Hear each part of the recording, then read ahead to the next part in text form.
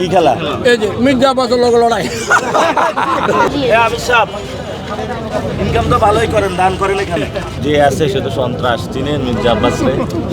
ওরে বাবা রে, প্রতিদিন 100 টাকা করে চাঁদা নেয়। কারা নাই কে বাকি এরা নেই নাম বলে ওগুলা তো নাম বললে ওনার ফল দোকান উঠায় দেবে। এটা পুরো 8 আসনের সবাই ধৈর্যের পরীক্ষা দিচ্ছে আল্লাহর কাছে। এই যে দেখেন এখানে সন্ত্রাস, চাঁদাবাজি, দুর্নীতি বন্ধ হবে। একটা শাপলাগলিতে ভোট দিবেন।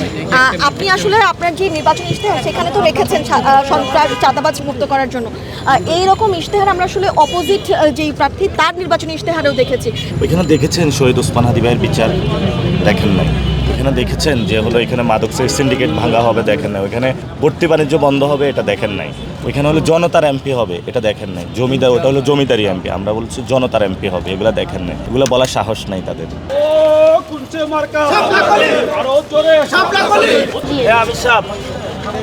ইনকাম তো ভালোই করেন, দান করেন এখানে। আপনি দান করবেন? আলহামদুলিল্লাহ।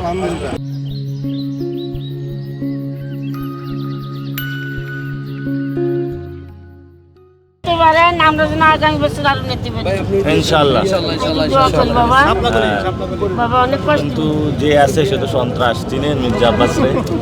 ওরে বাবা রে, বড় সন্ত্রাস। হ্যাঁ, অত্যাচার করে না মানুষের উপরে।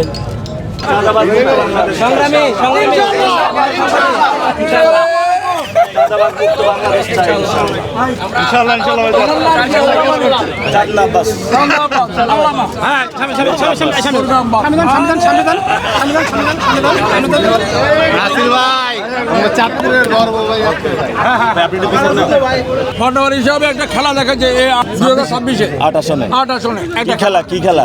এই যে মির্জা আব্বাসের লগে লড়াই।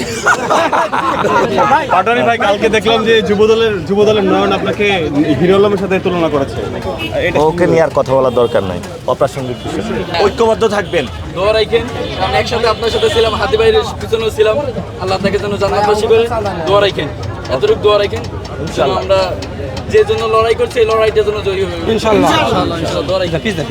পিছন ভাই ওনার থেকে চাঁদা নেয় কে নেয়? না, এখানে লাইনের লোকেরা কত করে নেয়? মুখ থেকে 100 টাকা 100 টাকা করে চাঁদা নেয় প্রতিদিন। প্রতিদিনই নিতেছে। প্রতিদিন 100 টাকা করে চাঁদা নেয়। কারা নাই কে বাকি এরা নেই নাম বলে ওগুলা তো নাম বললে ওনার ফল দোকান উঠায় দেবে। হ্যাঁ, তোলেন। ঠিক আছে। বড় ভাই অবশ্যই আমরা সন্ত্রাস মুক্ত, চাঁদা মুক্ত বাংলাদেশ অবশ্যই। আর এটা আপনাদের দ্বারা সম্ভব না, এটা আমরা বিশ্বাস করি। তুমি বলো চাঁদাবাজি কে করে? ও অনেক দুষ্ট আছে। কি ভোট করব? মানুষ খুব অসহায়, অনেক নির্যাতিত, নিপীড়িত। এই নির্যাতিত, নিপীড়িত মানুষগুলো এই গণ অভ্যুত্থানের পর আরও বেশি নির্যাতনের শিকার হয়েছে। এই মার্কেট অনেকে দখল করতে আসছে, 35টা গ্রুপ দখল করতে আসছিল ভাই, এবং ওনাদের উপর অনেক নির্যাতন হয়েছে। ব্যবসায়ীরা ফাইট করে দাঁড়াইছে। আমি ইলেকশনে জয়ী হলেও ওনাদের পাশে থাকবো, না জয়ী না হলেও ওনাদের পাশে থাকবো। আমি নির্যাতিত মানুষের পাশে থাকতে চাই, এটা আমার কমিটমেন্টের জায়গা। আমরা তো এখন কথা বলি না, আমরা মানুষের সমস্যা নিয়ে কথা বলি। আমরা 8 দফা ইশতেহার দিয়েছি। আর এই এলাকার যারা পুরো 8 আসনের সবাই ধৈর্যের পরীক্ষা দিচ্ছে আল্লাহর কাছে। একটা মানুষের কারণে সবাই ধৈর্যের পরীক্ষা দিচ্ছে। এই মানুষগুলো ধৈর্যের বাদ ভাঙবে 12 তারিখ।